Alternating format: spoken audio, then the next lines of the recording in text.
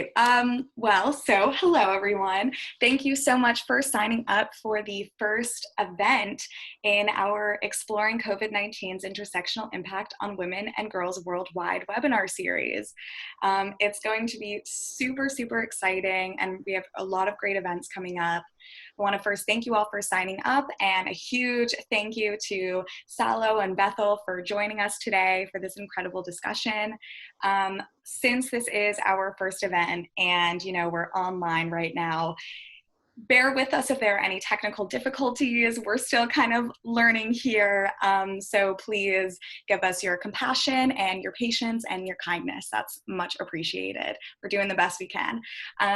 So just to let you guys know, unfortunately this session we were not able to find someone to do closed captioning or to do live translations. However, this session is going to be recorded, and there will be a document that will have translations into Spanish and Portuguese and hopefully French, as well as a full English transcription.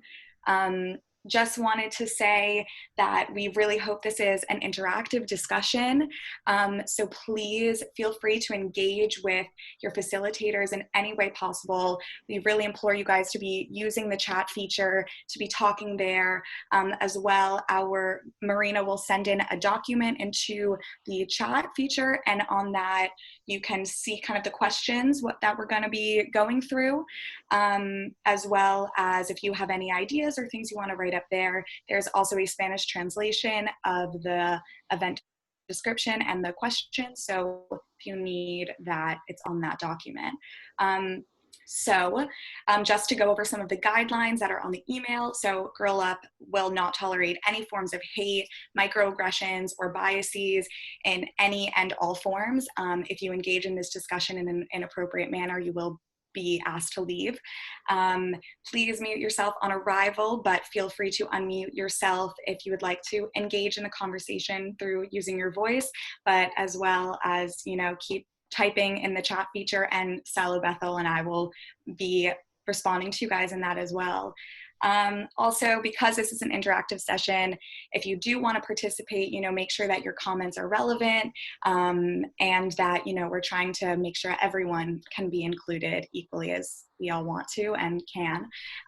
Just a reminder, this event is recorded, and you don't have to show your video, but if you'd like to, that's lovely. So I think we're just going to get started and going into our introductions. So Salome, if you would like to begin, we're just going to go around, introduce ourselves, like our names, our pronouns, our location, and a little bit about ourselves. And then feel free to, type in your name, where you're from, your pronouns, and just a fun fact about you, so we can, get started and create like a nice environment for this discussion. So Sala, we'll begin with you.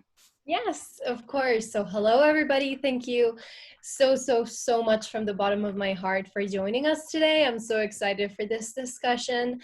I am from Medellin, Colombia. I'm currently living in Medellin, Colombia. I am one of this year's teen advisors. I'm actually one of this class's co-chairs, and I was one of last year's TAs alongside Bethel. I founded the first Girl Up Club in my country of Colombia back in 2014 when I was 11 years old, and I was selected as the first TA in 2019 from Colombian origin. So I am very much excited to be with you all today, to learn from you, to get to talk to you, to share my experiences with you. And I just want to reiterate that any and all questions are valid as long as they're respectful, and I am more than open to answer any questions about, what I do, what I'm doing now, what my plans are for the future. I actually want to study history and politics in college, so if you have any questions about that, or about how intersectionality influenced my decision to study history and politics, I'm more than open to answer any and all of your questions. So now I just want to pass the virtual mic on to Bethel, who's going to introduce herself. Okay, I'm Bethel. I'm from England, London specifically. I was part of the 2019 to 2020 class of teen advisors with Salome. I'm the club president of a club in London, ATS Girl Up Club. And I'm just really excited to have this discussion with you guys, engage with you guys. I'm so happy to see all of you here. And as Salome said, if you have any questions, then feel free to ask them. I'm actually going to study international relations and politics at university as well. So if you have any questions about that too, then I'm open to any of them. Great. So I am Shira Graubart. My pronouns are she/her. I am president of Girl Up in Edinburgh at the University of Edinburgh, where I study international relations and international law. And kind of as Salome and Bethel mentioned, obviously this discussion is kind of centered on intersectionality, misogyny, and kind of the future of feminism. But, we're really open to bringing this conversation to any way that it goes to, and any questions that you have, please, even if they're not totally on the topic, we'd love to discuss with them. So if you have any questions about, I'm from Washington, D.C., so if you have any questions about going to an international school, we're all here as an open resource. So now we're just going to begin with a little discussion on intersectionality, and I'm just going to give a brief introduction to that right now. So something that I think I've seen personally and through reading through social and political history, the subject of mainstream feminism has primarily been the upper class white woman. And because of that, we've seen white feminism, which I'm going to call it. We've seen white feminism, we've seen how it has dismissed, ignored, and eradicated the voices of women of color and women with disabilities, and other women who have intersections between different identities in their life, and how the oppression that they face looks very different than other people's. So now kind of turning into how we understand intersectionality. So intersectionality is really just a way of understanding and analyzing the complexity in our world. As all of you guys know, everyone has these intersecting identities that create a different type of oppression that we each face, and how when it comes to social inequality and social inequity, people's lives and the organization of power in a given society can be best understood, I believe, as being shaped not by a single axis of social division, not by a single feature of our identity, but by the full axes that work together. And so this was kind of understood by Patricia Hill Collins. And then Kimberly Crenshaw coined this term of intersectionality to help us see how these multiple axes of power interlocked and intersect, and help us understand the complexity of our world. Also, intersectionality and intersectional feminism is not an idea that's limited to the global north. We've seen it all throughout the global south, particularly in India with Rajni Tilak, a Dalit feminist who is fighting to have the feminist movement in India, which is primarily upper class women, to be fighting against the caste system as well. So that's kind of where we're at, but I just wanted to open up and see, what do you guys think intersectionality is? Like, why is it important, or what does it mean to you living in different environments? Yeah, so for me, intersectionality has become somewhat of a necessity in my feminism.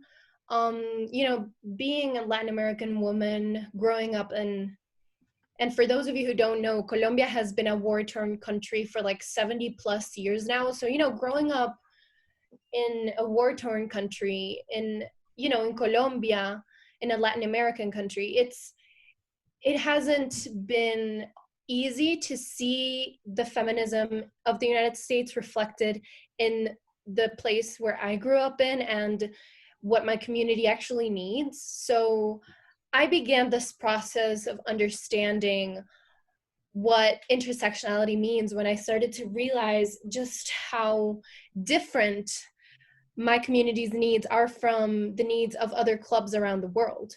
And I started doing this when I was selected as a teen advisor back in 2019, when I started to get in contact with all these different incredible leaders from all around the world, like Bethel, And I started to see how they had adapted their activism and their projects to fit their community's needs. So I realized that, of course, American feminism won't work. Obviously, like, I was born and raised in Medellin, like, obviously it won't work. So intersectionality for me became fundamental when I saw that my community needed me to be intersectional for me to create a sustainable change. Because yes, of course, if I want to bring in bake sales from, you know, girl up clubs in the United States, yes, that will probably make some change, and yeah, we'll probably raise some money, but it's not sustainable change. And that's what I realized. Intersectionality has to be present in order for there to be sustainable change. So yeah, for me, intersectionality just meant realizing that I'm unique. My community is unique to any other community in the world, even a community like from another city in Colombia, and just working with that uniqueness and that incredible, yes, aspect of where I grew up in, to try to make a better environment for the girls and women here. Yeah, I totally agree with you. And for me personally, having grown up in London, one of the most diverse cities in the world, I'm surrounded by so many different people that look like me and don't look like me. And also being a Black woman myself, I myself was some of the factors that fit into the whole concept of intersectionality. And also being an activist and bringing activism into my school, I had to bring it to my school in a way that would involve everyone, which meant that I had to drift away from the white feminism narrative and bring intersectionality into it, because the fact intersectionality considers people's sex, people's race, people's gender, their identity, physical experience. And if we're going to make a movement and try and achieve something and people don't feel represented, then they're not going to feel encouraged to achieve the goal that they want to achieve. So for me, that's personally why it was so important for me, because I wanted to be part of a movement that involved everyone and didn't discriminate against people simply because of the way they look or their social status. Yeah, I totally agree. I think that when we look back at like the previous waves of feminism, I mean, and I can really only speak to the American experience, I think that it really failed because it was trying to exist in like the structure that is already existent. But we know that this structure is a patriarchal structure, and that, you know, these white women were able to achieve because of one aspect of their identity privileged them.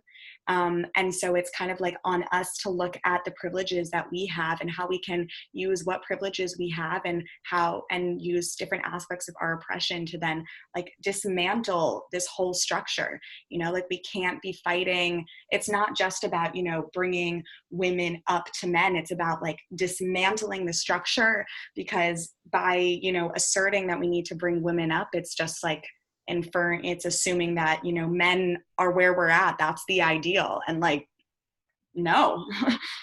Wow. Yes, certainly. And for me, I mean, this aspect of, you know, seeing, and I saw a post this morning on Instagram talking about how, you know, the developing versus developed countries, how that terminology just, developed countries are not the ideal. Like, the United States still has so many issues. The UK still has so many issues. And we should be better. We have to be better. You know, we have to be better. We have to think about sustainability, and not only, you know, living a sustainable life, but creating sustainable change.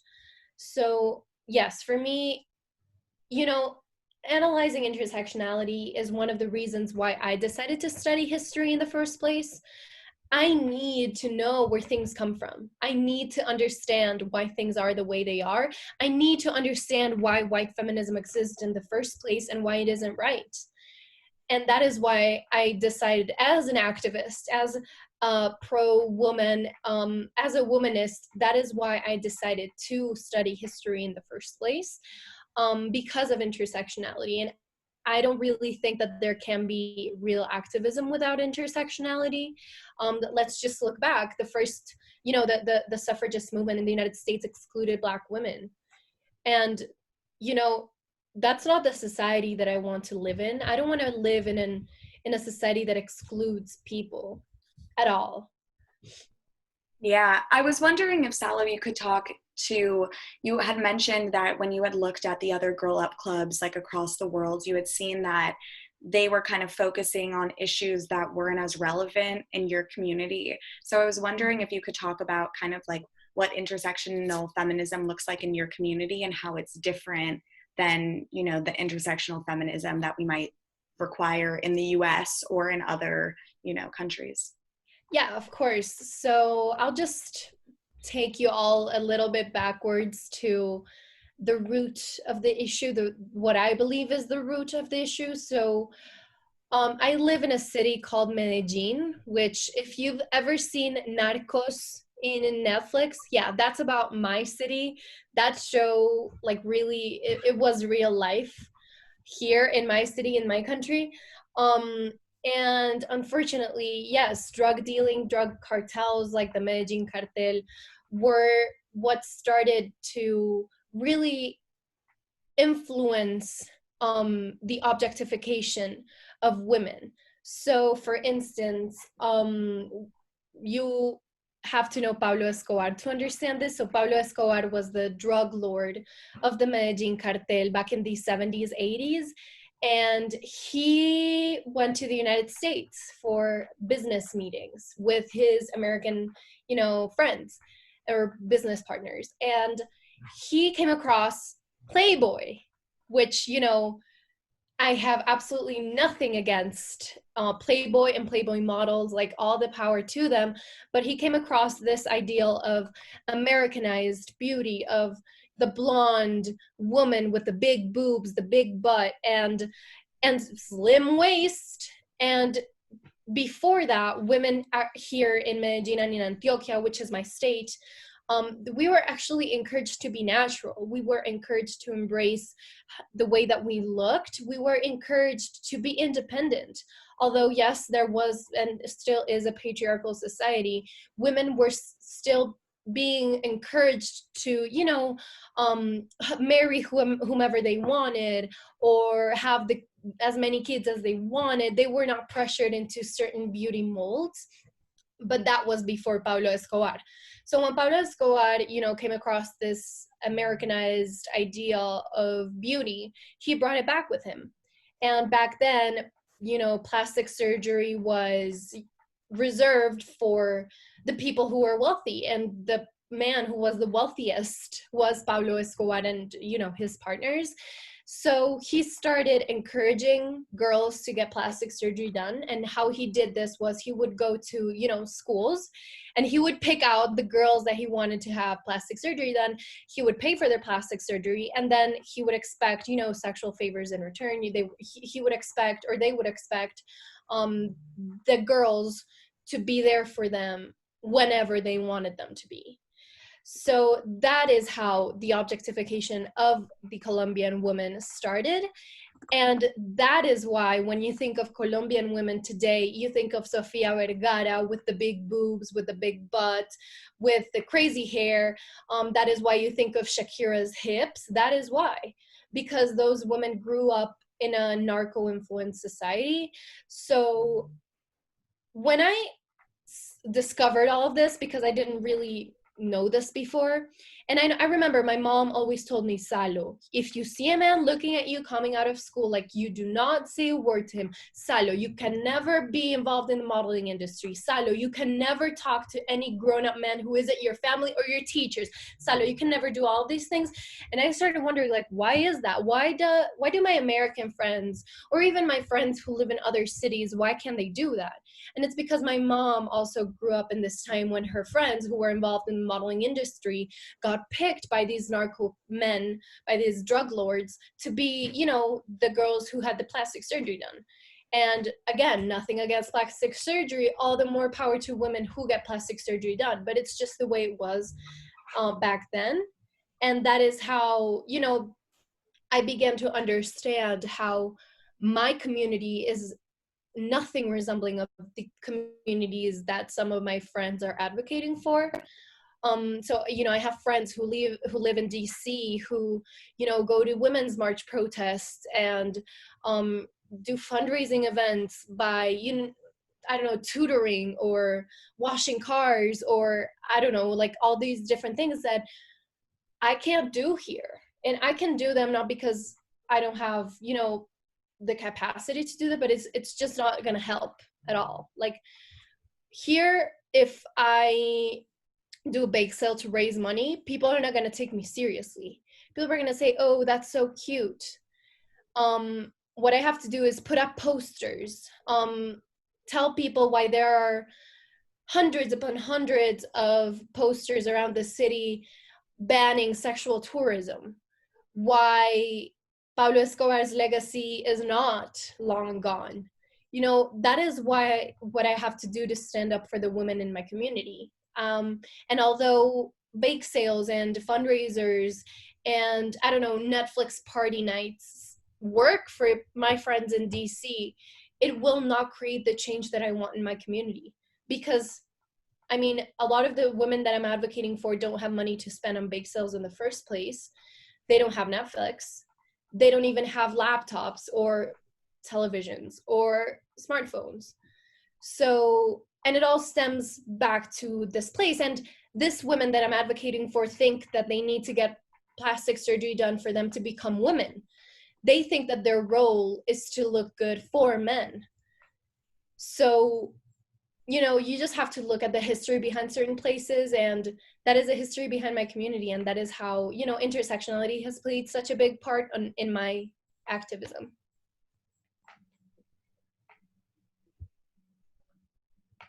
Wait, you're muted. Yeah, hey Rana, did you want to include anything? Thank you.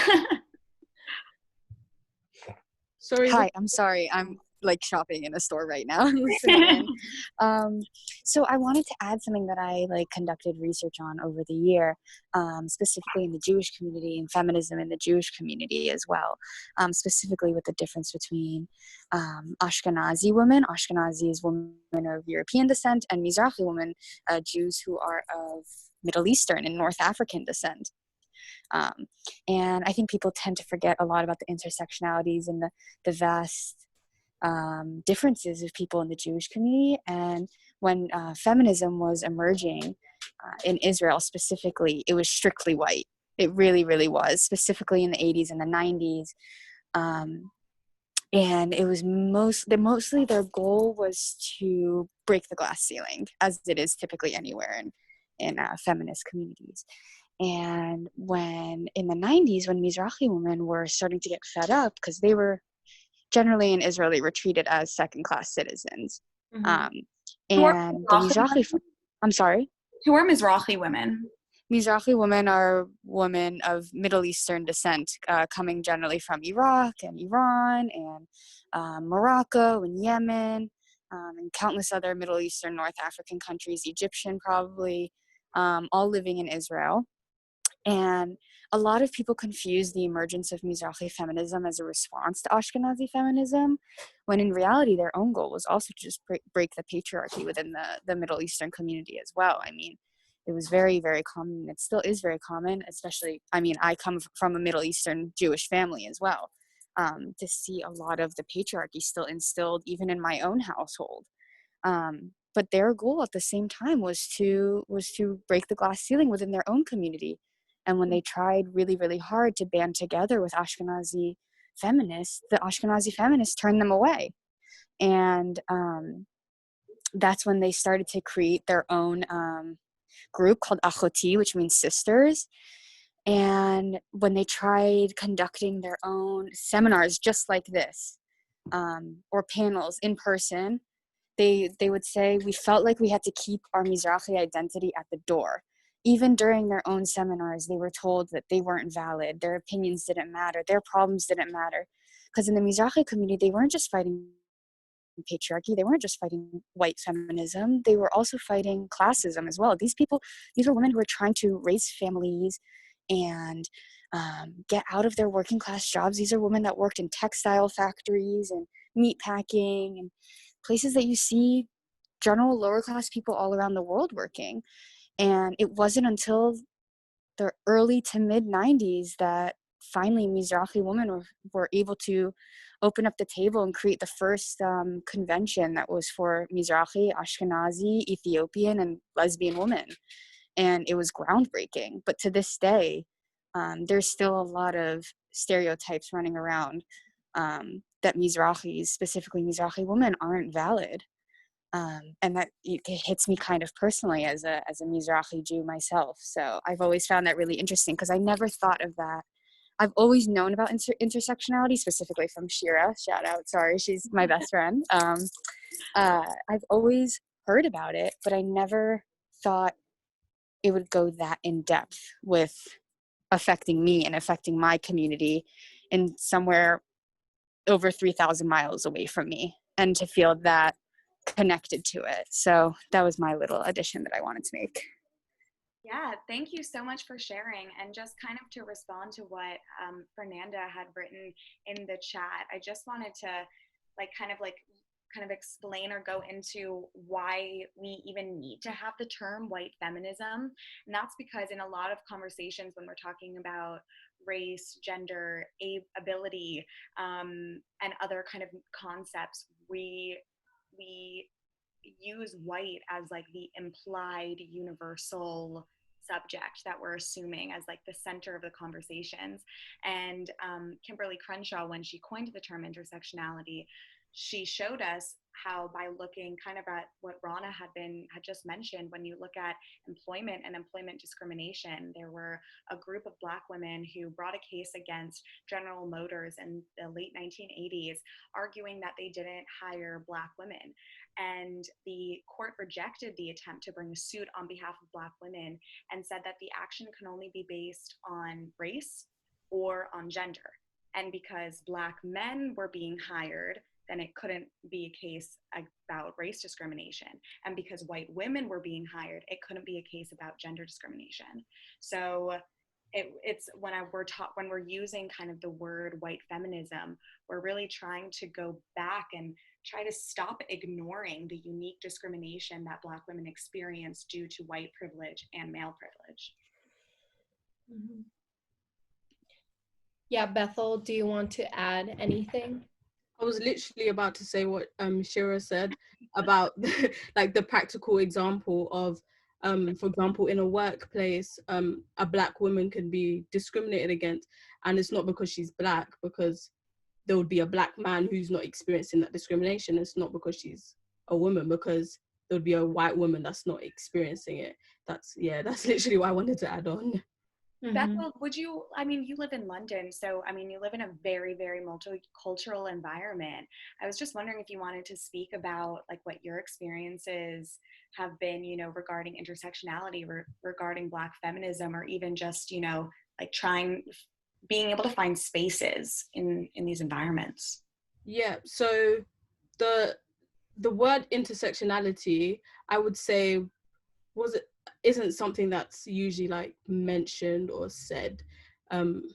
Even for me, it took me quite a long time to educate myself on what intersectionality was, why it's important. Even I'm still learning now, like why it's important.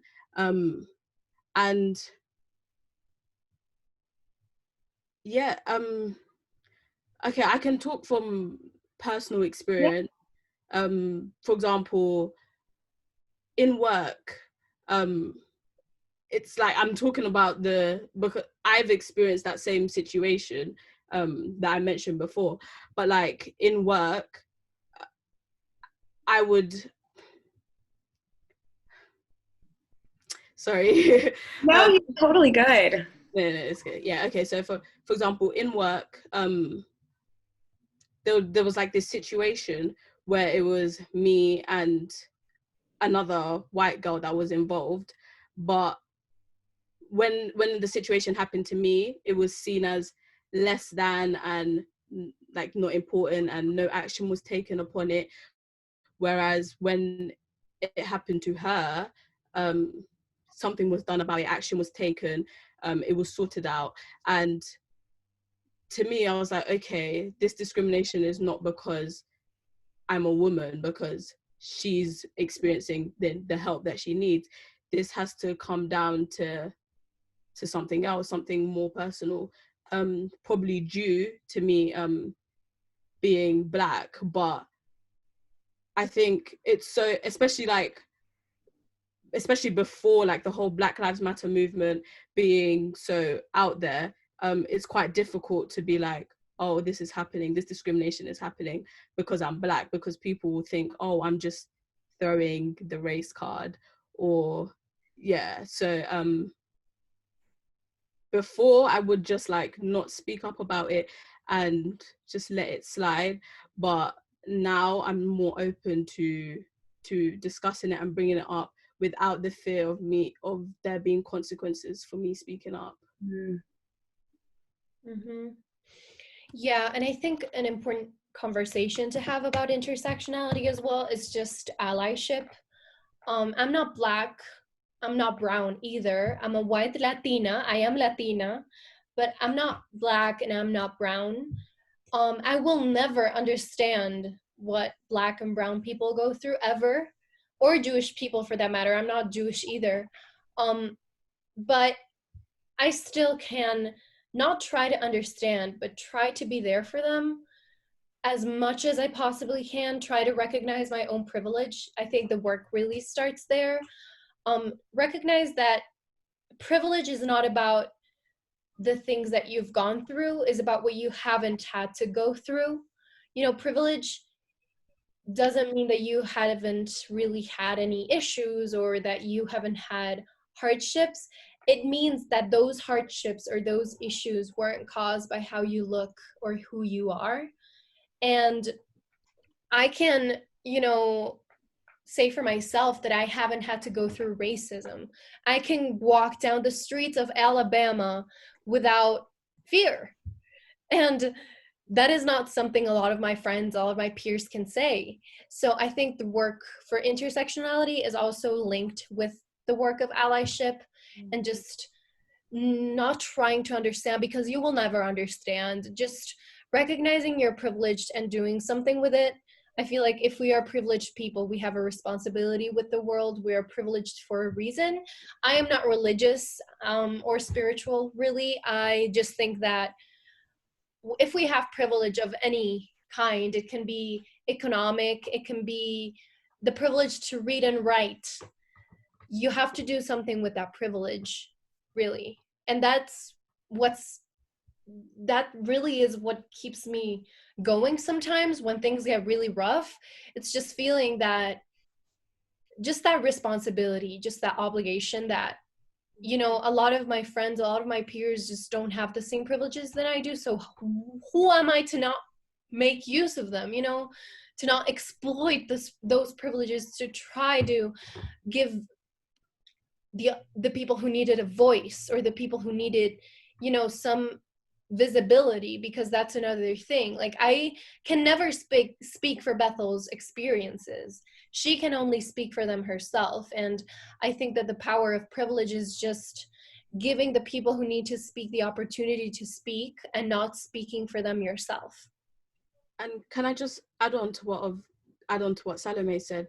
I also think it's so important for people to recognize their privilege, because when we talk about privilege, people sometimes automatically assume we mean people with the biggest houses, the most money, private school, best education, but that's not what it is when it comes down to reality. So for example, white privilege is a thing. So even if you haven't grown up in like the best environment or whatever, when you go out into the real world, white people will experience a privilege that Black people won't experience. So yeah, I just think that recognizing and acknowledging that even just by being a certain color you have a privilege is so important. And it's so important. Once you've acknowledged that, then it's easier to be an ally and support Black people, or support people that don't have the same privilege as you. Mm-hmm. Yeah, I mean, I totally agree. I mean, I wrote this in the chat that, so one scholar said that naming privilege, its content, its functions, how it operates, is sometimes more difficult than labeling oppressors. And because sometimes, I mean, for those who are fully privileged, they don't realize that they play an active role in the racialization process, but they really do. I just want to go to what Sarah Hussein just wrote in the chat. It's super interesting. I'm going to read it out loud unless she would like to read it for herself, but I don't want to put you on the spot as well. Okay, so Sarah just wrote in, so I just wanted to say that the concept of white feminism is so prevalent that in South Asian countries like India, I'm from India, so for most people, whiteness and feminism go hand in hand. Like the entire concept of feminism becomes westernized. That's something we are even told as well as taught. When women, our community, take part and stand up for women empowerment and against patriarchy, we are told that feminism stands against the cultural implications of our traditional and ideal Indian culture. The seriousness of the same is lost between the cultural distinctions that are prioritized. And that's a great point, and really leads us kind of perfectly into our conversation about misogyny. So just to kind of like go over some ideas about misogyny. So kind of misogyny is just acknowledges that we kind of live in this patriarchal structure, and that misogyny is not about male hostility or hatred towards women.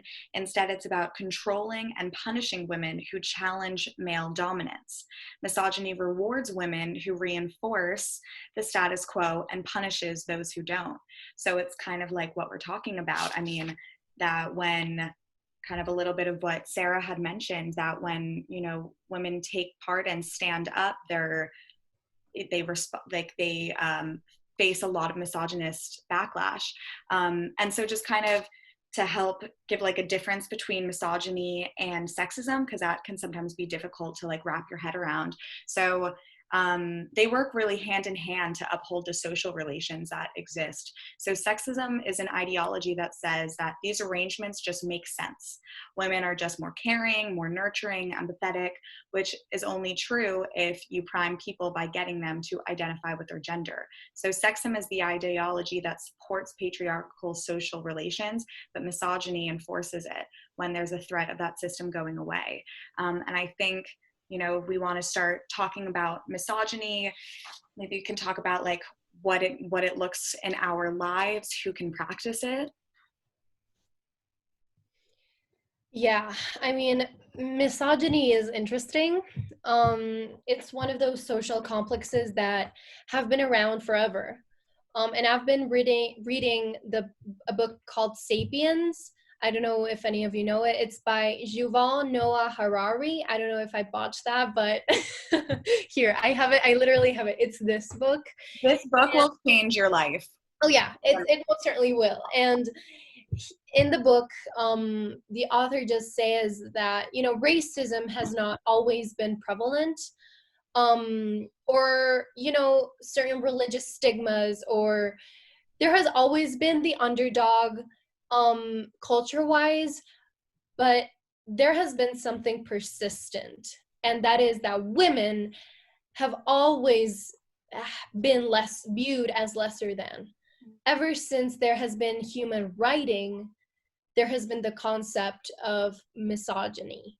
So it's just one of those very interesting human complexes that go back well beyond what any of us could imagine. But, and you know, misogyny is just stating that men are more than women, more intelligent, more capable, stronger. And my question to you is, what is strong? What is capable? Because another argument that the author points out in his book is that, yeah, for sure, like men can probably lift more weight than women, but women have been proven to be more resistant to illness. to long journeys on foot. And actually, we look, and again, historical perspective here, I want to be a historian, and we look back on the hunter-gatherer days of people, of Homo sapiens, and guess what? There was no hunting involved. We have always been the cowards of nature.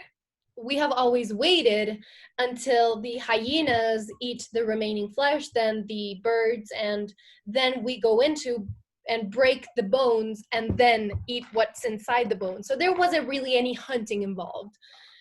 So actually 90% of our diets were based on nuts and berries.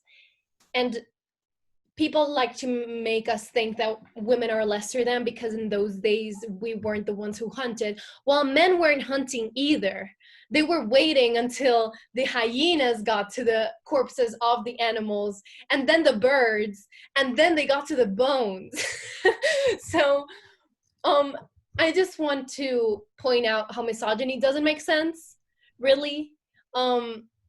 Like, there's nothing about it scientifically that makes sense. It all is a social construct, really. It all depends on what society thinks is more important. And, you know, women have always been the underdogs, and that's been a constant of human history. But I think that is BS. I think that social constructs as they have been constructed can be taken down. And, you know, me for one, I am so ready to educate my nieces, nephews, my future children, for them to be able to recognize how that system is quickly crumbling to the ground. And I just want to point something out here. So my brother, he is 6 years younger than me. He has been raised in my same household. He has been raised with me. And for those of you who don't know me personally, I am such a feminist that it makes my family members uncomfortable. I am so willing to take on an argument or on a debate that it makes my family members uncomfortable. And I don't think they would want to invite me to family celebrations if we weren't family. And my brother, you know, he has been raised with those conversations happening at the dinner table. And he was being bullied last year by this little kid in his grade level. He was being bullied, and my brother started crying once. And the other kid was like, "Hey, don't cry. You're such a lady. You're crying like a little girl, blah, blah, blah." And my brother looks up all teary-eyed and he says, "And what's wrong with crying like a girl?" And that is a 10-year-old kid, you know? And that's what happens when kids grow up listening to these arguments, listening to these conversations. And it's not like I've always been right. You know, my dad, for one, he is he is anti-abortion, actually. But the conversations are happening, and my brother is listening to them, and he understands, and he sometimes looks up and he says, "The world is screwed. Humanity is screwed. Like, what are we doing?" But then he goes and he tells the other kid that crying like a little girl isn't wrong. And I love that, because misogyny affects boys too. You know, misogyny affects boys and girls equally, men and women equally. So yeah, I just wanted to point it out how, again, yes, it has been a social construct, like it's been there for thousands of years, but it's quickly crumbling, and it can crumble quicker if we start having these uncomfortable conversations. If we realize that kids, they have to be part of the conversation as well, because they're truly the future, you know? Yeah, I definitely agree.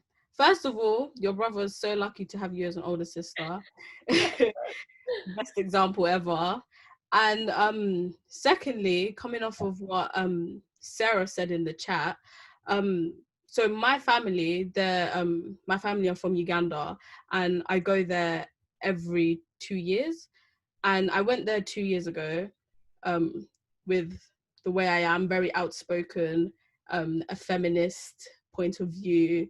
If something's wrong, then I will point it out. And it was made apparent that me being opinionated or saying what I think was a threat to them. So I was like meant to be quiet and silenced, and my voice wasn't meant to be vocalized because I'm a woman. And that's just the perspective that they have. And that's something that I noticed. And it was just like so strange to me, growing up in a Western country and then going there and then seeing me be silenced when I'm back home, and me speaking out, nobody would question it. And even if they do, they would be willing to have the conversations. Whereas when I was there, they weren't even willing to have the conversations. It was either their way or no way. And I guess this made me like, it made me agitated and want to speak out about, to speak out more and actually educate them on why women like aren't less than, why we should all be treated the same way. And I guess through my time there, they were like my family members there, they were able to realize to an extent where I was coming from. But it was still kind of shocking to see that they still have this perspective that we should be quiet, or we don't like, our voices don't belong in the room. So yeah. Yeah, I want to talk. My English is not so good, but I'm trying. I'm from Chile, and I'm Latina too, and I believe that feminism is a long and beautiful process. In my country, the society see feminists like something really crazy. It's like we are crazy, and the woman wants everything. It's not like that. I live with my grandma, my mom, my dad, my sister, my brother, and so here is like a struggle. Um, well, my brother has Asperger, so he's like very innocent. He don't know about the things, more immature with his condition. So I'm trying with my sister to teach her like everything about the feminist. Then other day he was like, I want to paint my nails, and that's so like proud for me, because if my grandma see that, it's like, no, you have to take that and clean your nails, like very sad. But we have all this conversation, we talk about the feminist like body hair, and it's really beautiful, because in my house that doesn't exist in like a long time. It's like very proud, and I feel like so happy with this and talk with you and listen, because we live in different realities in different countries, and here like the sections is like very, very hard struggle. Every day you have to like, I don't know how to say it. Say it in Spanish and I can translate. What? Say it in Spanish and I can translate. Okay, thanks. El feminismo aquí en Chile es muy difícil porque siempre nos juzgan ante todo. That is. Yeah, so she's saying that feminism in Chile is really difficult because they're judged before anything else. So the first thing that society does to feminists and feminism is judge them and the movement. Yeah, like I have 17, so I'm in school, and the sexism is very, very strong in my school. We have to struggle with teachers that has sexual abuse to students. Like yesterday, in my country we say funa. Funa is like have the justice in your hands, because in my country it doesn't work. Like when you want to denounce like abuse or rape, here is like nothing. They don't pay attention to that. So we have to do in social medias to type and see, like, I don't know, this person abused me when I was like child and that. So, and yesterday was a teacher was exposed, and it's very difficult because it was my favorite teacher, and from history, and he always talked about the feminist and wait, I'm looking for the perfect word, and he was like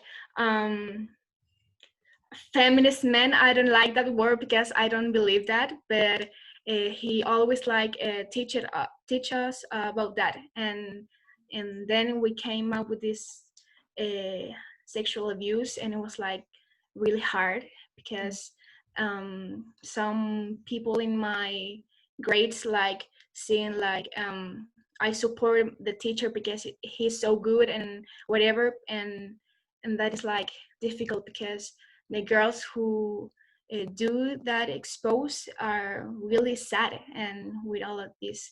And I think in my country, ay, no sé cómo lo digo, si me puedes traducir, Sí, dale. estamos muy como retrasados en el Yeah. tema del feminismo, ya que con la dictadura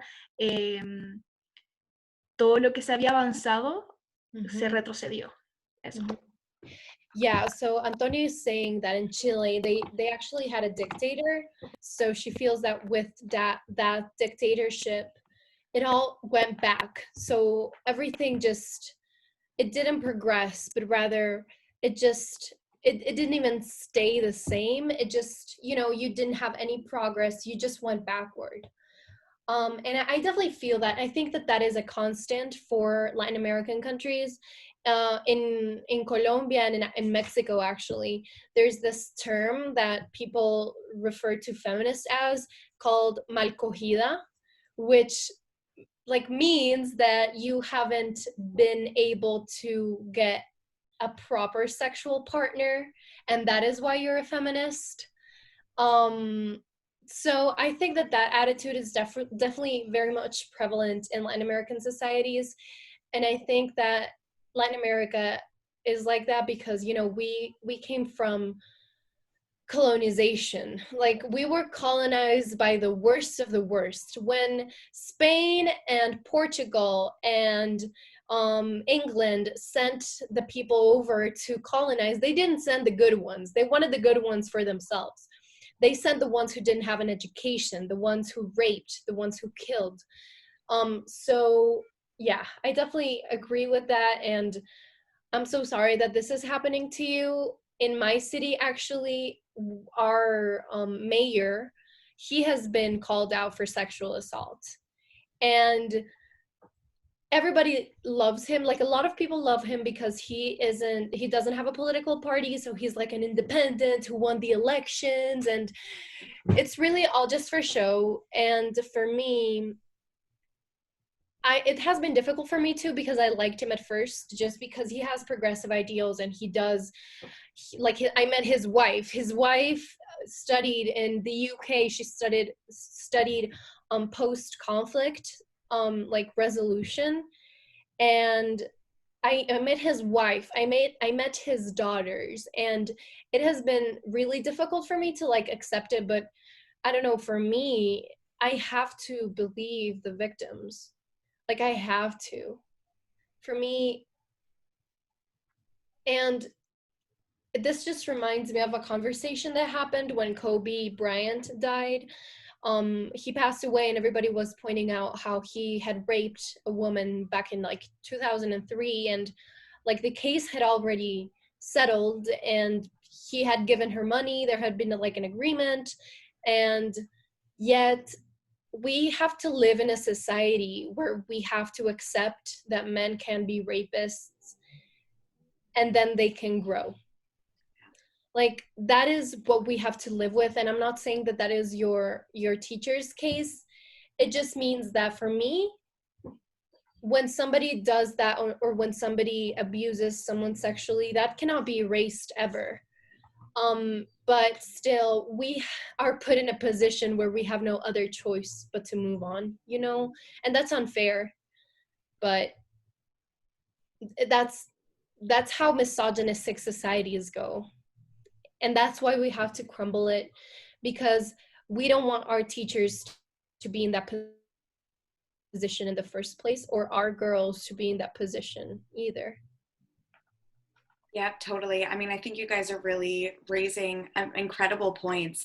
It's really interesting to see how social media is really being used to kind of gain some type of social justice, and how that's something that's like all over the world. I mean, I'm from Washington, D.C., and in my community, I've seen tons of Instagram posts, Instagram accounts, like Me Too movements, kind of like exposing men and boys in our community. And it will be like on Instagram, and like you'll go and find people that you went to high school with, and it will be like a kid who sat in your Spanish class and who, you know, you'll click on his picture and you'll have just hundreds of stories.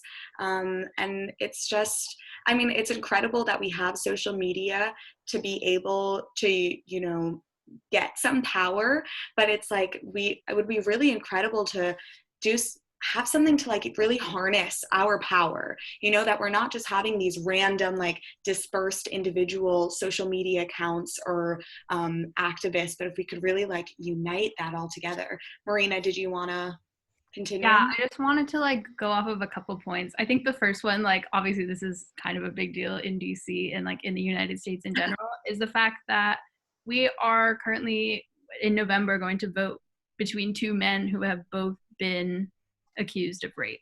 Yeah. And that is like a choice that women in the United States are going to have to make. Like, do I want to get Trump out of office and like still vote for an accused rapist? Like it's kind of a catch-22, and it's super unfair. And then just another thing, I'm Mexican, and so I kind of like definitely understand the idea of like machismo and like how prevalent that is. Oh, hang on, someone's trying to join. How prevalent that is in the community. And I think I mean, this is kind of like a global thing, but I think especially in like the Latinx community, like we raise our boys and girls so differently, and we let men get away with so much. And I feel like it just needs to be torn down and like brought back up again for it to ever work. But it's a shame. It's a shame. Yeah, and I just wanted to add on to that, like even within Black community, this is so small, but it's big at the same time. Like in families where there's boys and girls, like I could be doing nothing, my brother could be doing nothing, but I would get in trouble for doing nothing because I'm expected to do everything, whereas he's not expected to do anything, so he gets away with it, which doesn't make sense. We're raised by the same parents in the same households, yet we're given different expectations. And he's even older than me, yet he's not expected to do anything. Yeah, totally. I just want to kind of go back to the chat here. Sunbal Lashari, sorry if I'm butchering that. I don't know if you want to kind of say this to the group. I'll give you a chance, but.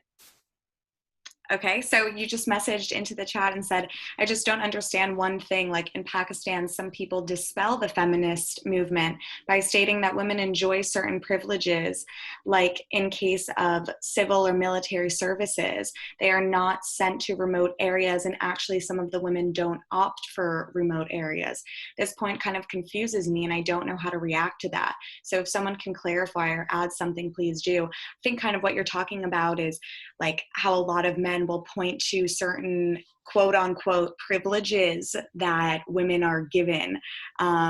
Yeah, no worries. I mean, thank you for even being on here. I mean, like you and Sarah are just incredible staying up all this late to talk about feminism. You guys rock.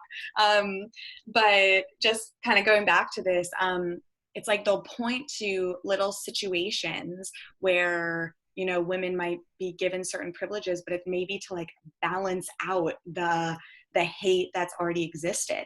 I mean, I'm just thinking, so like, I'm thinking there are definitely elements, like a lot, when I engage in a lot of discussions with men who I know are actively not feminist and who judge me and who are rude to me when, you know, I'm outspoken about equality for all people, radical idea.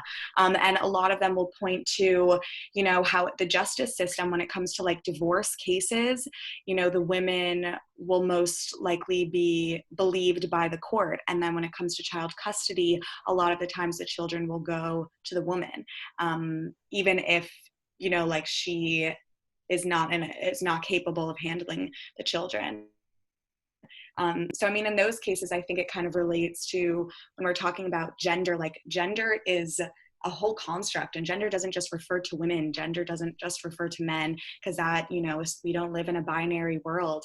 And, you know, it's so important to be teaching the men in our lives to be engaging with gender negotiations, to be, you know, not just, you know, be comfortable expressing emotions, but talking about men's mental health and redefining kind of what masculinity looks like, because men are being hurt by this patriarchal system that we exist in. But I didn't know if, you know, Salome, Bethel, anyone wanted to respond kind of what to Sunbal has talked about.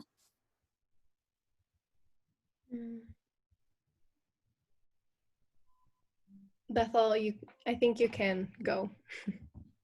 You could go.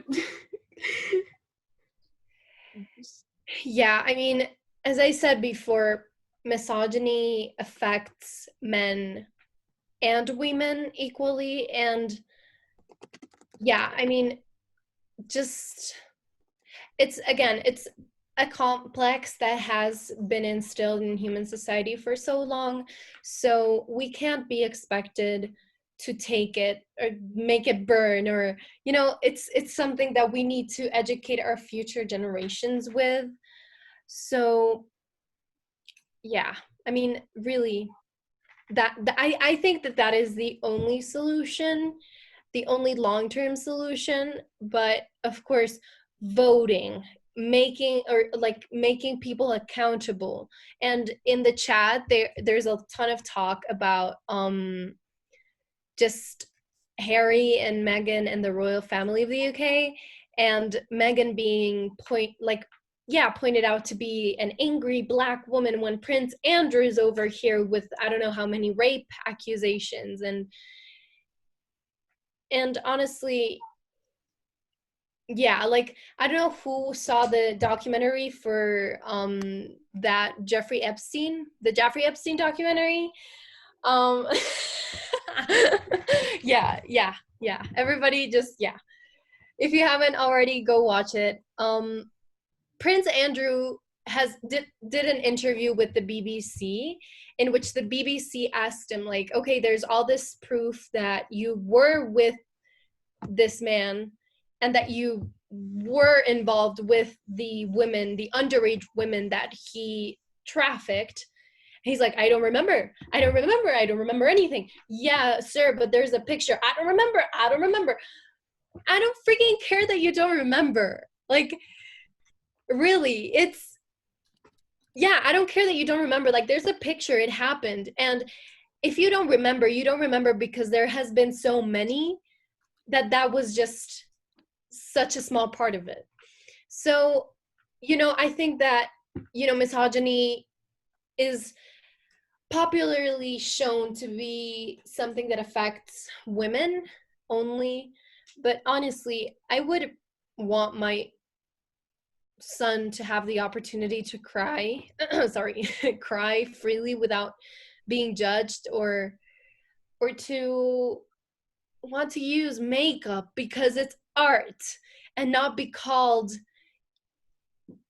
a gay man because he used makeup. And I would want him to know that there's nothing wrong if he is gay or bisexual, you know. So there's, again, it all goes back to intersectionality. Hey, Michelle, did you want to add in anything?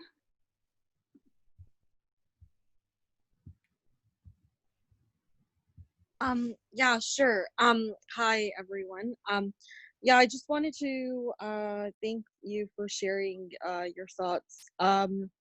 I wanted to bring a perspective of like mental health challenges and sort of bringing everyone where they are, because the fact is that like although a lot of us are I'm sure are very well versed in some of the topics, I think that as someone who's very passionate in that specific area, I found that like yeah, absolutely, we push for it. I definitely push for it. I have a few areas that I'm really passionate about. And definitely intersectionality and being accountable is definitely something that I do in all the meetings and events that I go to.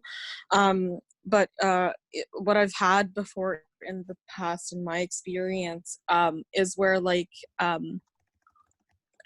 I was doing like a boys club type of thing, where they were talking about how to like starting like by educating young boys about like how to be involved with the feminist movement, and there's a lot of like conversations there's a lot of gaps in the conversations because of maybe where they live or whatever happens. And I think it's really important to remember to also to meet people where they are. Not that like, you know, I know we're all in different levels. I'm not sure where, so I'm not gonna make any assumptions or generalizations, but I think that like with these any conversation and to continue educating is to also have grounding sessions and sessions to really have time to reflect, because I also find that like with webinars and events and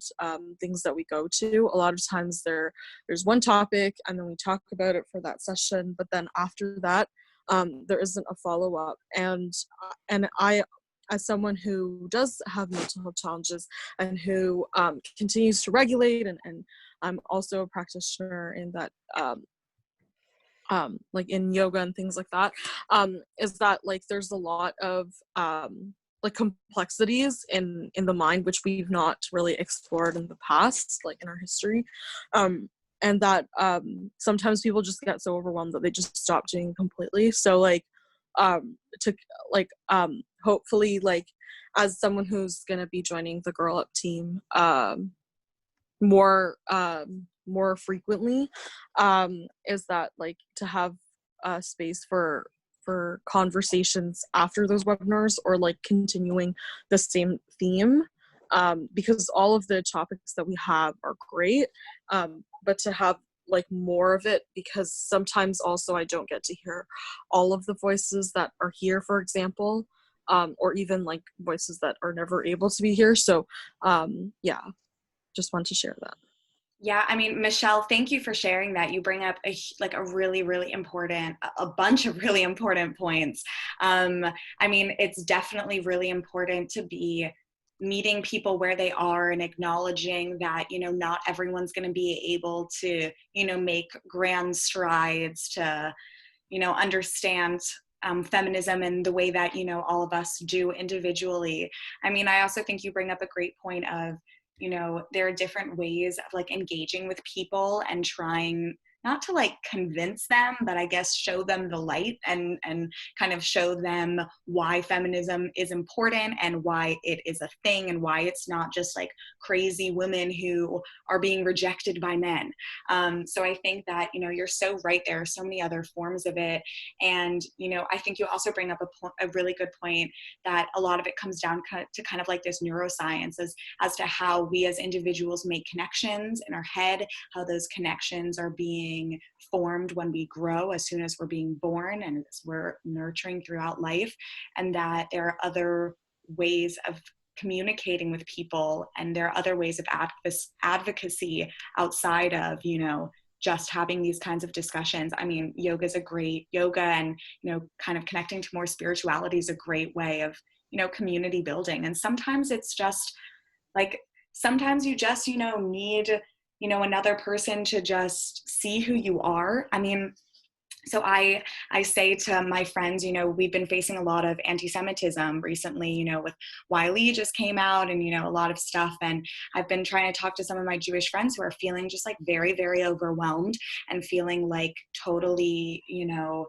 uncomfortable with how they're at. And, you know, sometimes I say the best way of like fighting anti-Semitism is just being a healthy Jew. Like sometimes the best way of fighting against these anti-feminists and these people who want to take away our power, our voices, and strip us of our identity and force us to, you know, act in a certain role, that sometimes the best way to do is just to keep on being us.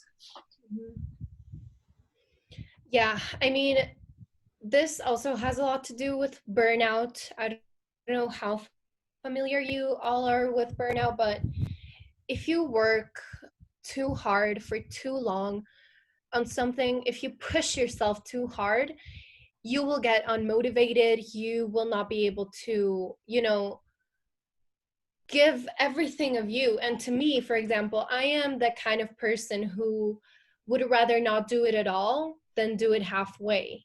So, for example, when I went into junior year last August, I realized that I couldn't fit guitar lessons anymore in my schedule. Like I really couldn't. And if, I mean, I could, but I wouldn't be able to practice when I got home because of Girl Up, because of Model United Nations, because of SAT, of the ACT, you know, so it's just, I decided not to go ahead with guitar lessons this year because I knew that if I pushed myself that far, I wouldn't be able to give my 100% of myself to every single activity, you know?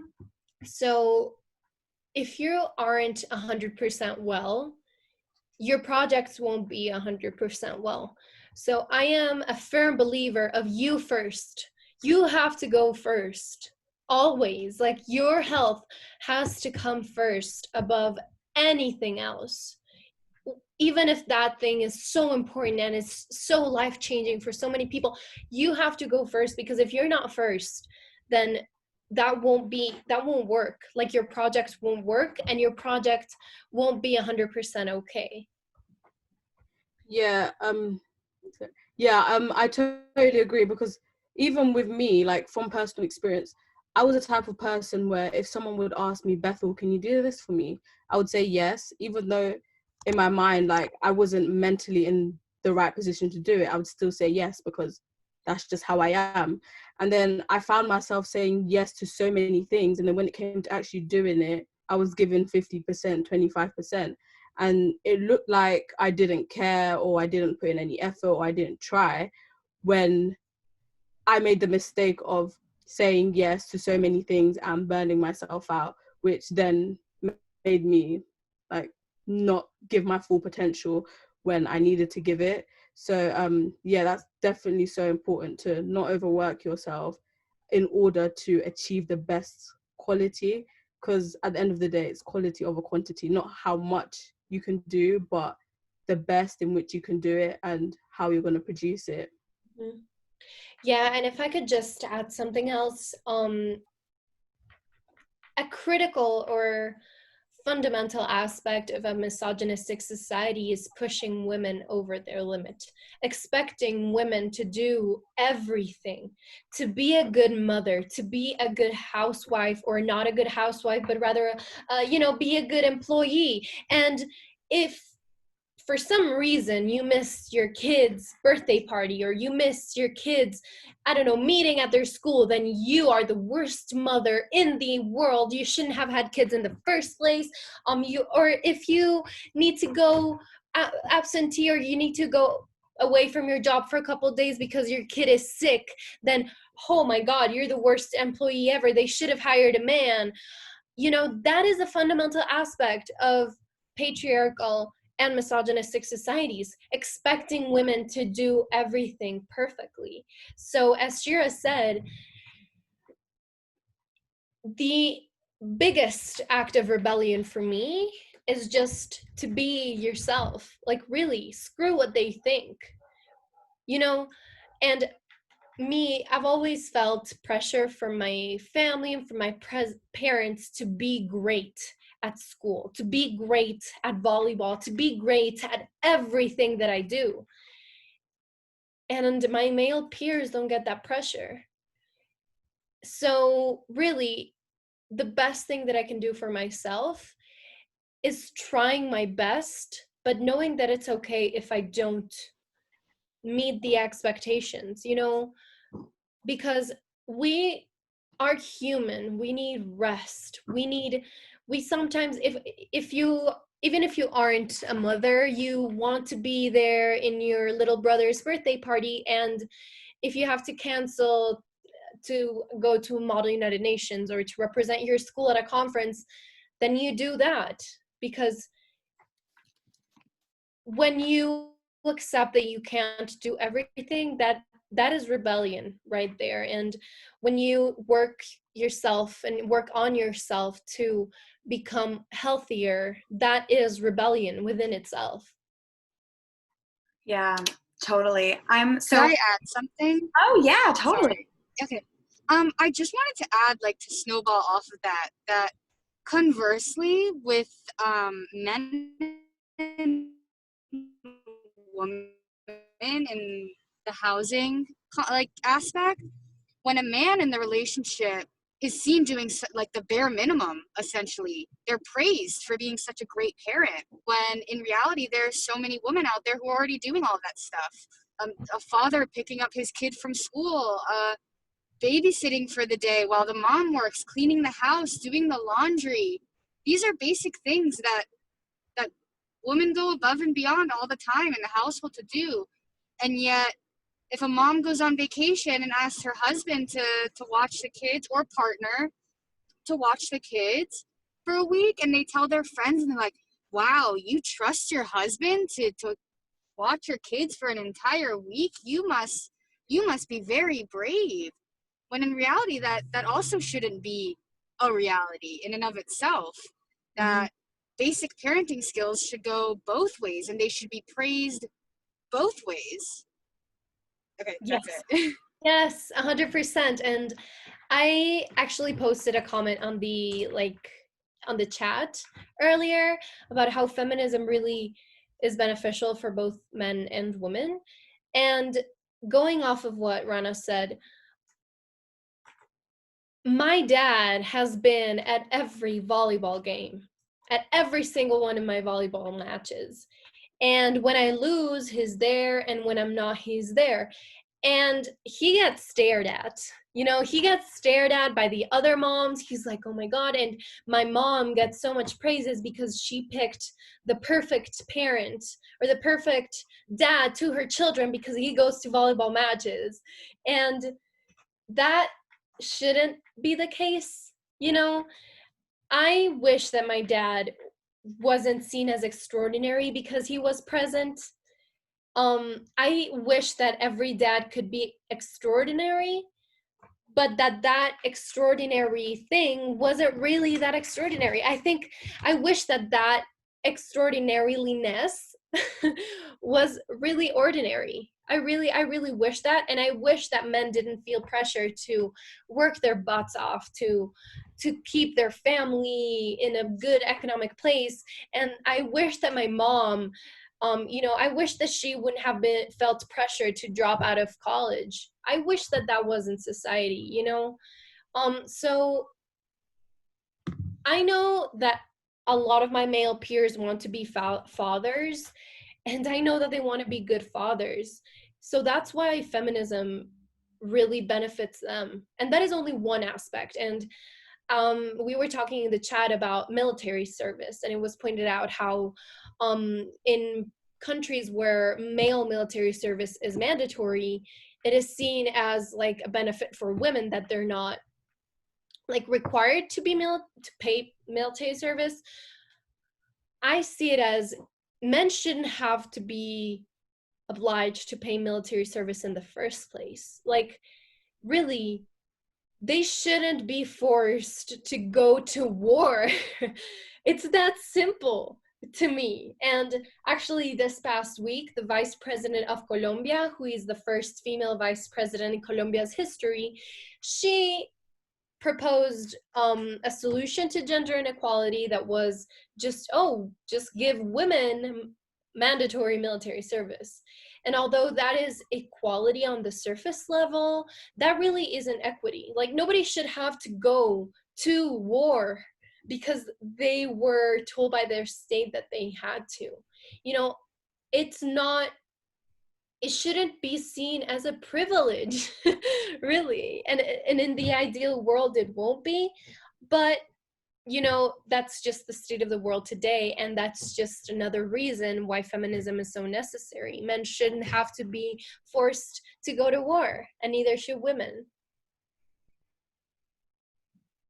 Yeah, I mean, this conversation has been great, and I think we've touched on some really good points when we're talking about kind of like what, you know, what feminist allies can do to fight against misogyny. So Salome has this really great kind of concept called like the women versus women complex.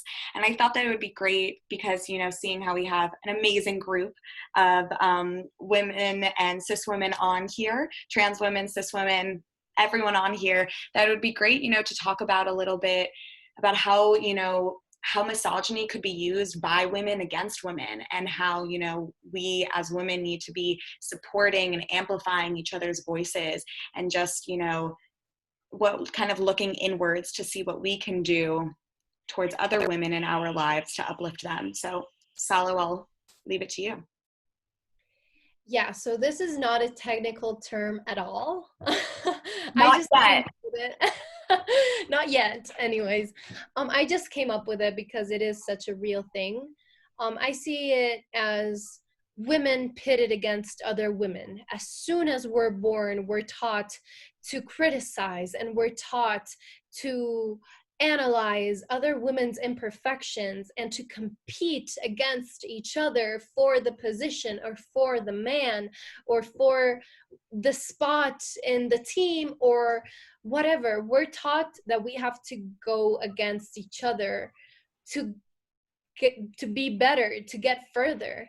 And I, again, just as the misogynistic complex that I analyzed before, I think that's BS. I think that as long as we start a sisterhood, as long as we uplift each other, as long as we start recognizing other women's beauty first, instead of recognizing whether they're too fat, too skinny, their hair too, I don't know, thick, too curly, too straight, whatever, as long as we start a sisterhood that truly, you know, just embraces women as they are, that is how we get to equality. That is how we get rid of the women versus women complex, which is what I call it. And really, you know, I know that every single woman here has experienced this. Every single one, whether you've been put in the position or you put yourself in the position. You know, sometimes we want to be better than other women. We just want to. And that is not really our fault. That is society's fault. But what is our responsibility is just trying to work on ourselves, to not see each other as competitors, but as allies. Yeah, I also think that the patriarchy does put a lot of pressure on women, and because we don't know where to direct that pressure, we direct it to each other instead of uplifting each other. Literally what Salome said, we need to become allies to each other and support each other and break down this patriarchy, this negative narrative towards each other, because at the end of the day, if we want to achieve gender equality, if we want to achieve this new stage of feminism, we need to support each other. If we don't have that firm foundation within each other, then we're not going to get far. Mm-hmm. Michelle, did you want to add on to this? Yeah, I wanted to share that yeah, I totally agree. I think that like that as part of the capitalist society, we're always like accelerating and like trying to prove that we're in the space. Like I know that when every time I enter a networking event, like prior to COVID, especially when you're going there by yourself, it's like okay, what can I do, like in my mind, like what can I do to make myself better when I belong there just as much as like anyone who's there. And like there's just so many things like that we could do. So some things that I've been doing, for example, are like sharing resources, because I think that like sometimes we're like, oh, like I want this position, and like I think that like this is, but I really believe in fate, is that like whatever position that I'm supposed to get, like I will get it, because like it's just what it is.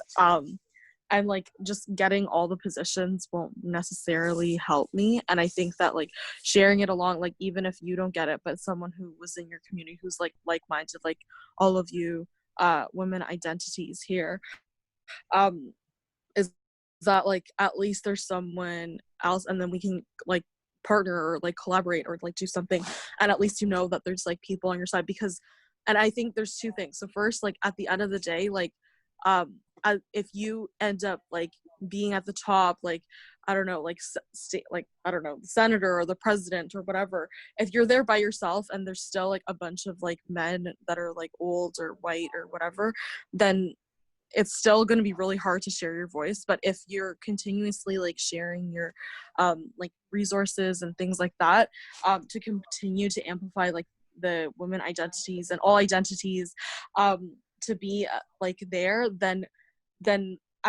you can really make those changes. And then to not like compete, I feel like it's really hard to do that, because I find that a lot of like volunteer positions and stuff like that are very limited.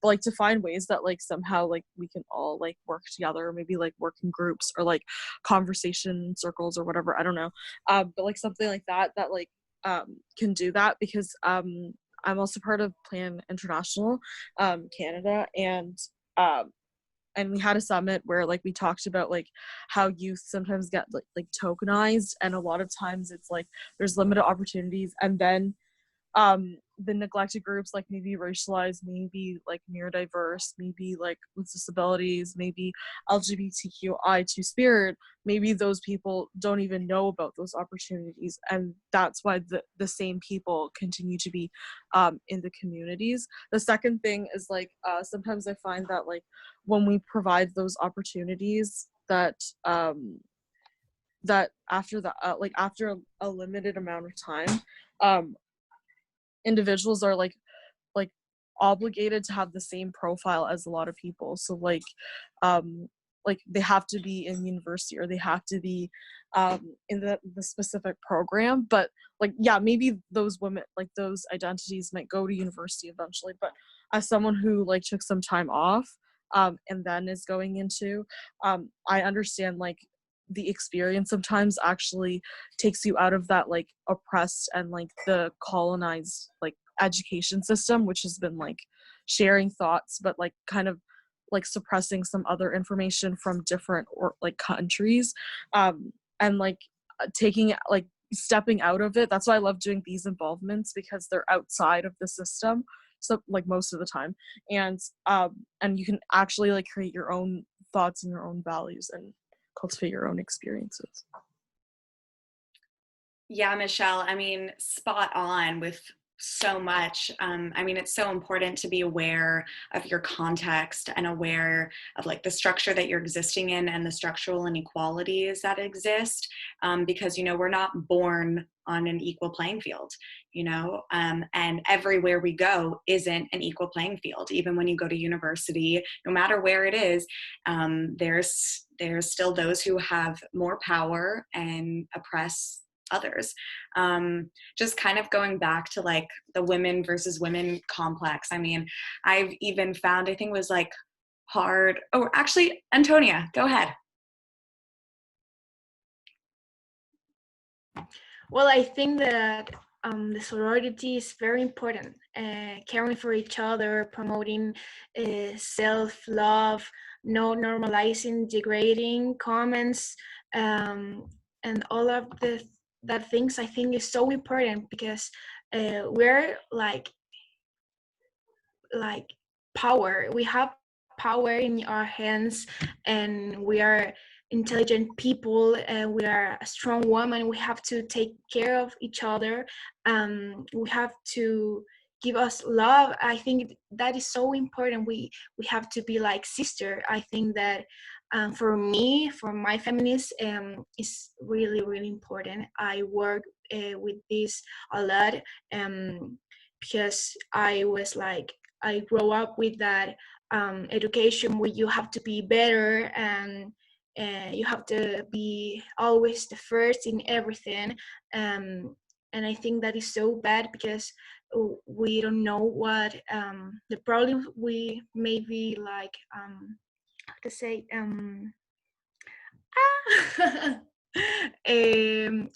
los, ¿me puedes ayudar? Sí. Los problemas que podemos causarles a otras mujeres cuando competimos y todo eso. Yeah, that we can just, we can cause a lot of trouble for other women when we compete, and we can create a lot of damage when we get into that mindset of competing each other, and we can just not do that. Like, that's something that we have a choice to not do. And just adding on to what Antonia was saying, I mean, for me, sorority is so important, so important. Sisterhood is so important, and Bethel can be a witness to this. My teen advisor class of 2019, 2020, they're all my sisters, and we come to each other in, like, when we are in many different states of mind, when we have trouble with boys, when we have trouble with university applications, when we are feeling down, when we are not really enjoying our depression medication. Like, we come to each other for everything, and there is no judgment. And that is something that I found beautiful in the class of teen advisors, because that is something that I had never found before. I think that is something that is so instilled in the community that I grew up in, just so intrinsically there, that women judge other women, and women talk behind other women's backs, and women are backstabbers to each other. And just finding a community of women who will not judge me and who will be there for me, and just, they will have my back. I know that for a fact. And yeah, it's beautiful, and it's so refreshing too. And I just want to, I took the co-chair job because I wanted to create that space for the incoming teen advisors in the first place, because I think that it is so difficult to come across a group of women who think like you, who are from all over the world, but who have gone through what you've gone through. So, that is so important. And going back to what we were saying before about mental health, I think that is so important for our own mental health, just having a group of women who understand what we're going through and are there regardless of everything. They're there. Because just to add on, even if it's difficult to find that sisterhood within your direct community, there's so many people, like, we're so lucky that we have the opportunity to have the internet, social media, different ways to connect. Because our TA class, I think, correct me if I'm wrong, but I think it was the most international class. We're from everywhere, but we still keep in contact. We're still able to connect and provide that support system. So even if you feel like in your direct community there's no one there will always be somebody across the globe to support you and help you. And I think it's so important to actively go out and look for that support system, look for other women that have the same beliefs as you, or even if they don't have the same beliefs of you, people who are willing to open up the discussion and share their differences. So I would definitely encourage that. Yeah, I mean, I think that this is a great transition into kind of our last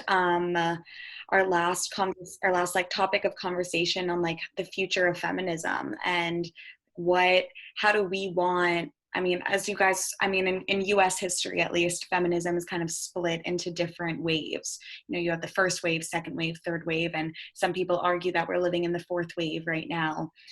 So just kind of going back to what we were talking at the beginning of this conversation about the importance of intersectionality, and how by ignoring intersectionality, you exclude so many voices. Not only do you exclude so many voices, but you are allowing the system to maintain and sustain itself. Like, you're fighting the wrong enemy. So I guess now Bethel, if you wanted to start this conversation off with just kind of like what do you want our next generation of great feminist scholars and historians on this call? How should our feminism look? How should our feminism act like?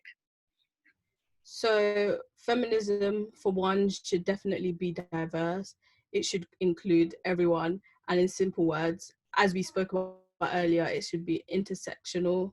No matter your appearance, where you're from, how you identify, it should include everyone. Because why shouldn't it? At the end of the day, we don't choose where we're born, how we look, what language we speak. So that shouldn't be a ground to discriminate against, because we're all human. So it should, it should just be open for everyone and inclusive. The only word I could use to describe it is inclusive.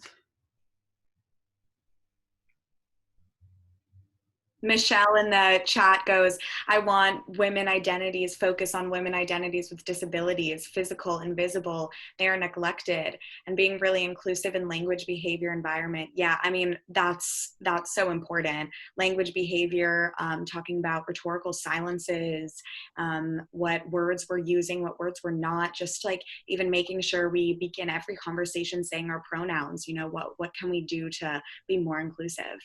Salo, if you want to. Yeah, something I want to say is that it's okay if we make mistakes. It's okay if we are uneducated, as long as we're willing to educate ourselves and grow. It's okay. It's okay to make mistakes. It's okay to not be aware of what's going on in Colombia, in Thailand. It's okay, as long as you're open-minded and you're able to educate yourself for women and for the future of this movement. So definitely, of course, feminism needs to be intersectional. I mean, it has to be. As I said, intersectionality has to be there in order to create sustainable change. And my mom is very wise. She says that everybody can teach you something. Even if they don't teach you how to be, how to act, what to say, they will teach you how not to act, what not to say, how not to be. So feminism needs to be an open discussion. It needs to listen. It needs to listen to people like Donald Trump. It needs to listen to the opposition, because if not, how else will we learn? How will we get the motivation to get the facts, to get to the women who are hurting, to protect Planned Parenthood, to help women in post-conflict stress, you know? How else? By listening. Feminism needs to be open, and feminism needs to be intersectional. And again, just remember that everybody can teach you something, and it doesn't necessarily have to be how you can act, what you can say. It can also be how not to act and how not to say, because I will certainly not be taking tips from Donald Trump of public speaking or or women's rights for that matter. But it needs to be open and intersectional. And I definitely agree with Michelle. It needs to be more. Feminism needs to be more. Feminism needs to be more inclusive, and it needs to be more accepting. And that only starts with you. You know, that only starts with ourselves when we realize that we need to be open to learn and to grow. Antonia, do you want to go ahead? Yeah. I want to add something. I believe that feminism should be intersectional. That includes everyone. It's very important. And I also vegan, so I believe that species should also be included. For me, that is very important.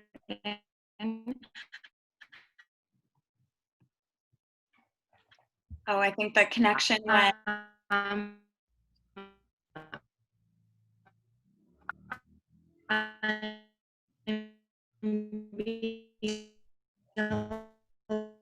Like Anto, if you want to just repeat what you just said, because the connection was unstable.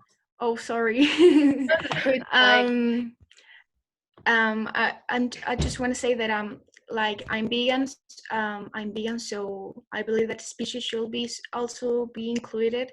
I think that they deserve better, and the feminists include that. I think it's very important for our society. The oppression that the animals have, it's huge. So I am a big believer for that. Yeah, Antonia, that's a great point. I mean, fighting for, animals' rights and safety, as well as, fighting for against climate change and being aware of sustainability in our environment is so crucial to the feminist movement. I mean, I think for me personally, the future of feminism to me is a fight to dismantle it all. Is aware and recognizes its failures in the past and those who it's excluded and ignored, but is all realizing that, because of these failures, we need to just dismantle the systems that exist. We can't expect or even try to advocate for equality of women if, we're not fighting for racial justice, if we're not fighting for those who have different sexual orientations. If we can't be monodimensional, we can't have a single issue topic in our fight. Yes, queen. And I think that we just want to finish off encouraging you all to think about what the future of feminism needs to be for you. Because again, we are such a diverse group and this is going to be posted online. So for everybody who's watching and who's here, just think about what the future of feminism you need it to be, what the future of feminism your community needs, like what type of feminism the future needs, and just take into account intersectionality. Yeah, Michelle, do you want to go ahead? Yeah, so I'm gonna be really quick. So future feminism for me is noticing and understanding and to be in a place where I put self-care, as it is political now, to actually take care of yourself, because I want to continue to sustain and serve others as an advocate and as an activist in a multilingual capacity. And in order to do that, I have to be able to take care of myself. So the forefront is I take care of myself, and then I would like to, with Girl Up, build maybe some community circles where we could just talk about our feelings, because I think a lot of times we suppress them. And in order to do that, we can mitigate some of the gaps that are in the conversation. And it's okay to make mistakes, like, yeah, of course. But it's to continue to have those conversations so that we can see where the gaps are and how we can support one another moving forward. Second is to continue to push. I noticed that we went onto technology prior to COVID because this is main way for most of us to communicate, but obviously for some of us technology is still a privilege. So to continue either pushing for technology or to find other ways to communicate where everyone can be in the space, because if we do push for communication and technology, is to also think about the cybersecurity, the hacking, and the other millions of problems that might come with it, but to also look for the solutions at the same time, but also being aware. And then for me to continue being aware by doing more breath work and journaling to reflect and to be conscious so that I can be fully present for all of you. Yeah, I mean, Michelle, you raise a lot of great points. And I mean, the digital divide, those who have access to not only the computer, but have access to good enough internet, that's a real form of privilege. Just want to finish it up with what Sajal wrote in the chat, because I think that this is a crucial point. Sajal says, not associating feminism with just women, and that it can include men. Men can be feminist as well, and they should be allowed to freely say they are feminist or believe in feminism without getting ridiculed. Men should be included in this feminist fight if they want to be. Yeah, I mean, totally agree. I think a lot of the times gender gets conflated with women, and it's not. We're fighting against the gender constructs that society has created. So Ed, does anyone else have any final words that they just, need to get off their chest before we end it here?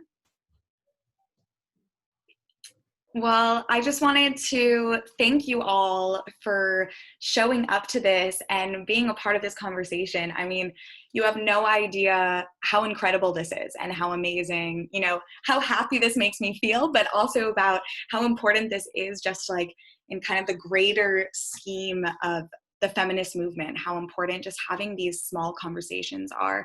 I want to especially thank Salome and Bethel for helping with this discussion. You guys have been fantastic and they are great resources. So please reach out to them as well, especially if you want to find more about especially if you want to learn more about Girl Up. I mean, I can only really tell you about Girl Up kind of in university settings, but they can give a lot more information about Girl Up in other educational levels.